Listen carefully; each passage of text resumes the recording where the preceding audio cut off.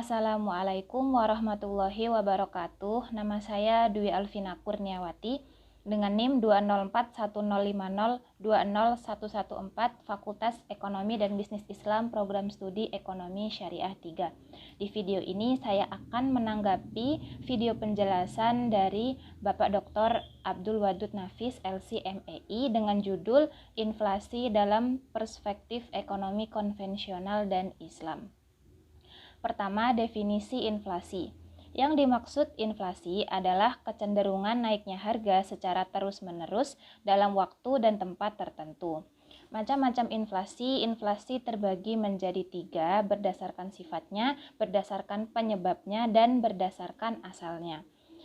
Inflasi berdasarkan sifatnya terbagi lagi menjadi 3.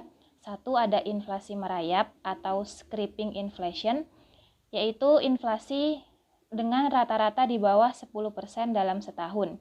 2, ada inflasi menengah atau galloping inflation antara 10-30% dalam satu tahun, dan inflasi tinggi atau hyperinflation, yakni di atas 100% dalam waktu setahun. Inflasi berdasarkan penyebabnya dibagi menjadi 2. 1. Demand inflation atau inflasi permintaan. Inflasi ini timbul karena permintaan masyarakat akan berbagai macam barang terlalu kuat. 2. Cost inflation atau inflasi penawaran.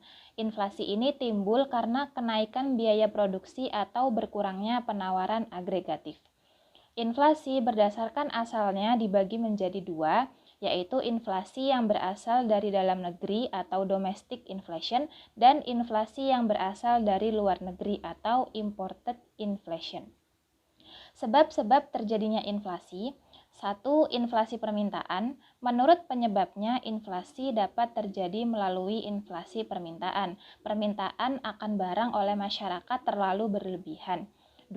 Ada inflasi penawaran. Inflasi penawaran disebabkan oleh terjadinya penurunan penawaran total atau agregat supply sebagai akibat dari kenaikan biaya produksi. Dan ketiga, ada inflasi campuran, yaitu inflasi yang mengandung unsur inflasi permintaan dan inflasi penawaran. Inflasi ini sering disebut mixed inflation. Pembagian inflasi dalam ekonomi Islam. 1. Natural inflation atau inflasi murni diakibatkan oleh sebab-sebab alamiah yang tidak mampu dikendalikan oleh manusia. Bisa juga disebabkan oleh turunnya penawaran agregatif atau naiknya permintaan agregatif. 2. Ada human error inflation atau inflasi karena kesalahan manusia. Bisa terjadi karena korupsi dan administrasi yang buruk, pajak yang berlebihan, dan pencetakan uang dengan maksud menarik keuntungan berlebih. Dampak inflasi dalam perspektif ekonomi Islam. 1. Menimbulkan gangguan terhadap fungsi uang, terutama terhadap fungsi tabungan, fungsi pembayaran di muka, dan fungsi unit perhitungan. 2. Melemahkan semangat masyarakat untuk menabung.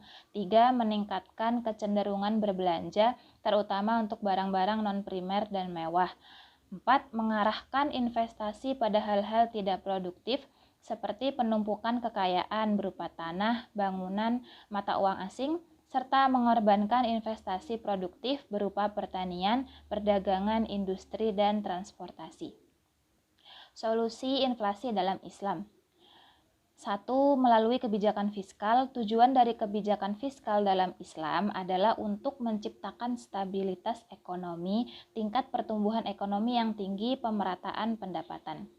2. Menurut kebijakan moneter, Bank Islam harus mengarahkan kebijakan moneternya untuk mendorong pertumbuhan dalam penawaran uang yang cukup untuk membiayai pertumbuhan potensial dalam output jangka menengah dan jangka panjang demi mencapai harga stabil dan tujuan-tujuan sosioekonomi Islam lainnya.